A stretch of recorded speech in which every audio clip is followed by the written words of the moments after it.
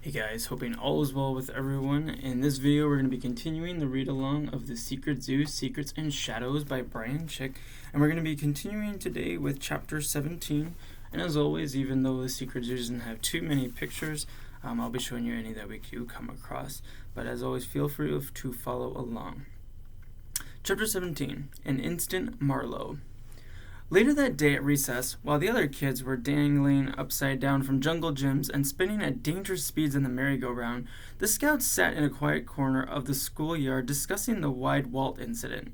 Just as Richie wondered when their next cross-training might be, a tiny bright blue bird shot down from the sky and settled on Noah's shoulder. Marlo. Marlo, said Megan. What are you doing here? Marlo cast his eyes in all directions, surveying the playground to make sure he hadn't been spotted. Noah glanced around as well. The kingfisher was too small to be seen by anyone more than a few feet away. Marlo opened his beak and let a folded slip of paper tumble into Noah's lap. A note.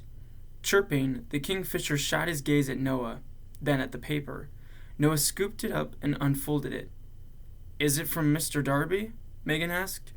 Noah nodded, his eyes locked on the page. "Read it," urged Ella. "Now?" "Yeah, why not? No one can hear you." Noah considered. He glanced back over each shoulder. No one was near.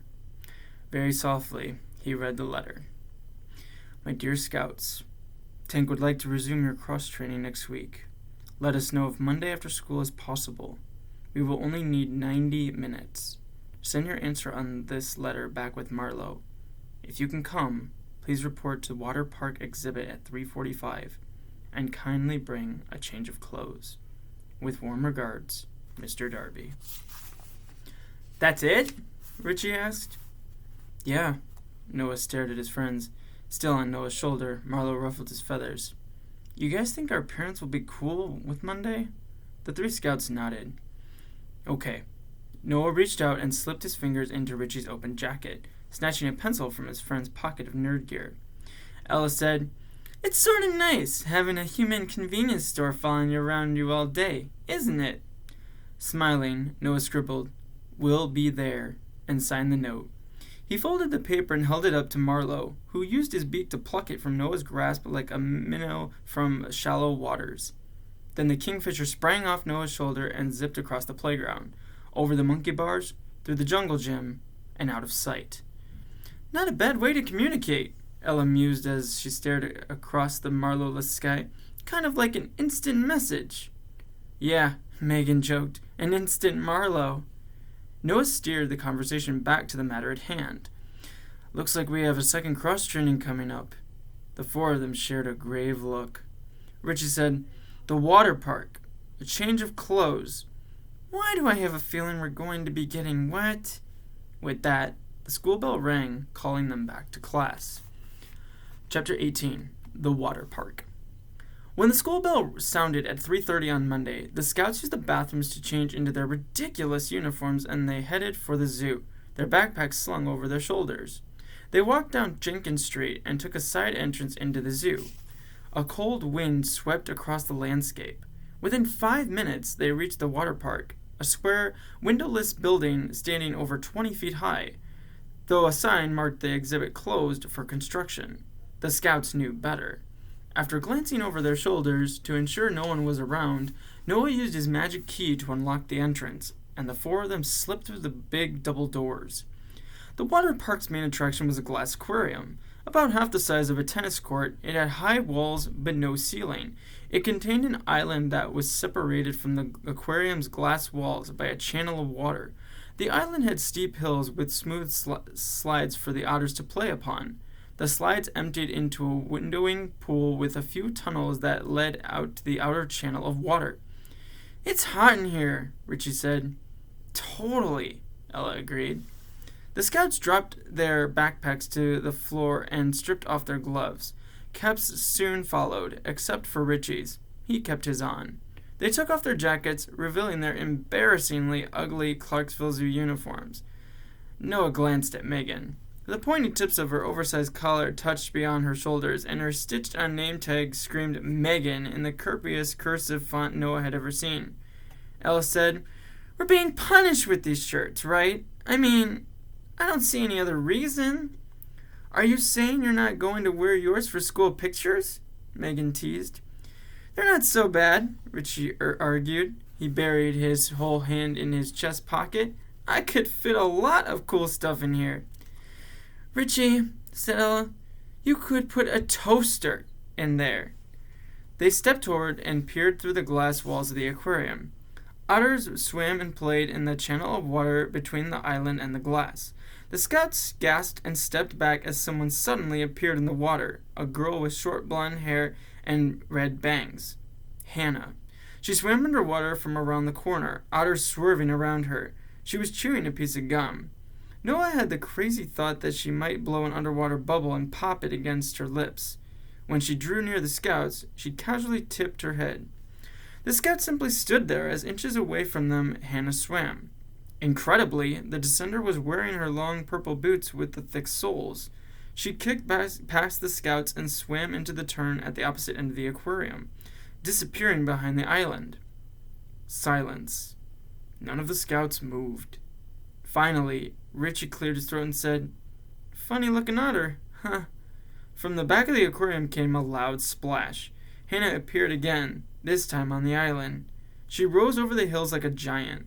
With her purple boots and wet, multicolored hair, she looked like a monster on a bad movie set. Noah almost expected her to growl, snatch an otter, and bite off its furry head. Instead, she walked to the front of the island, stepping over the otters and water slides. When she was near the scouts, she jumped across the channel of water, pulled her waist up on the aquarium wall, and flipped over the glass in an impressive arc before landing gracefully on her feet. She propped her hands on her hips and stood facing the scouts, casually chomping her gum. Wow! Richie gasped. That was really, really athletic. Ella rolled her eyes.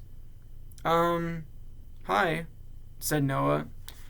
Hannah said nothing. She simply stood there in her dripping clothes. She popped another bubble. Her stare swept over the scouts, momentarily stopping on each name tag. Still smacking her gum, she said, Nice shirts.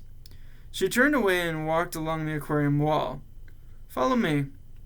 As the scouts clambered behind Hannah, Richie asked, Aren't you cold? Little bit. Noah guessed that she would have responded the same way if icicles were dangling from her skin. You're going to be cold in a few minutes, too, she added. Great, said Richie. Can't wait. Hannah stopped, turned to the scouts, and leaned her shoulder against the aquarium in a casual, cool way. First things first, you're not going to get a long history lesson from me, and I'm certainly not going to bore myself by talking about our role in protecting animals. I'm going to show you guys how to cross the Secret Wotter Park, and that's it. You got 90 minutes before your mommies put dinner on the table. That gives us enough time to get you into the City of Species and back. Hannah blew a bubble, popped it, then licked the sticky film off her lips. Then she continued. Few quick things about the water park. It has a straight drop to the Secret Zoo. Once you cross into the Secret Wotter Park, there are 4 city gateways, entrances into the City of Species. She popped another bubble. Sector 31, the Secret Wotter Park, is more than a bit unusual. It's the result of a consolidation project. Consolidation project? Megan asked. Yeah, the Secret Society needed to free up some space for a new sector. So we... What was the new sector? Megan asked. The cemetery sector. Oh, said Richie. One of the... He drew quotation marks in the air with his fingers. Forbidden 5. Look, Hannah told him, that's not important. All you need to know is that the Secret Society moved the original Secret Wotter Park to the water tower, an existing structure in the City of Species. These days, most people call this water tower the Water Tower. She spelled it out. WOTTER. Noah said, So the Secret Wotter Park, the sector that we're about to gate into, it's actually inside a water tower in the City of Species. Hannah answered with a nod and a pop. How high? High. More than 1,000 feet. Richie clutched the sides of his head. Hannah continued. One nice thing about the Secret Wotter Park is that it's pretty small, allowing crossers quick access to the City of Species. The record for crossing Sector 31 is 2 minutes and 12 seconds. Who holds it? Noah asked. Hannah tapped her chest. The scouts didn't say anything. They stared at the teenage girl, still trying to figure her out. One bad thing about this sector is that crossing it means you're going to get wet.